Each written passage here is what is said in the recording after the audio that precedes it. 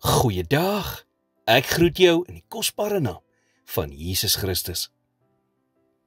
Dit is maklik om in te gee vir negatiewe gedagtes en vrese, gebaseer op hoe dinge vir jou uitgedraai het in die verlede.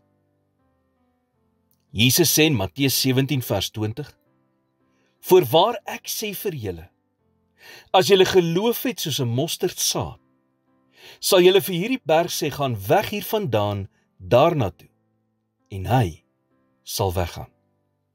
En niks sal vir julle onmoontlik wees nie." Let op, Jesus verwys nie hier na 'n berg wat hy jare gelede teëgekom het nie.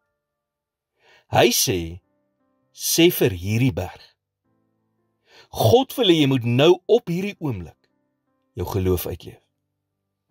Hy sê, as julle geloof het soos 'n mosterdsaad, sal niks vir julle onmoontlik wees nie. 'n mosterdsaadjie is bitterklein. Ongeveer 2 mm in deursnee.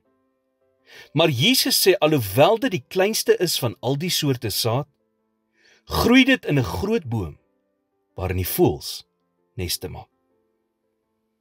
Jy sê dalk vandag, ek het nie enige geloof nie. Jy het. Paulus sê dat God vir elkeen van ons 'n mate van geloof gegee het. En wanneer daardie geloof geaktiveer word, gebeur daar wonderwerke. Wat op die ou einde van die dag die verskil maak, is in wie jy jou geloof plaas. Jy het net 'n bietjie geloof in 'n groot God nodig. Maak nie saak hoe swak of broos jy dink jou geloof vandag is nie. Dit is genoeg om jou deur te kry. Hoekom? Omdat God in staat is om baie meer in jou lewe te bereik as wat jy ooit sou kon dink. Dit hang in elk geval nie van jou af nie. God wil hê jy moet geloof hê. Maar hy wil ook hê jy moet hom vertrou. Elke klein treukie wat jy vandag na Jesus toe gee, beweeg jy verder weg van twyfel, moedeloosheid en wanhoop. So neem vandag 'n stap vorentoe in geloof. Here, versterk asseblief vandag my geloof.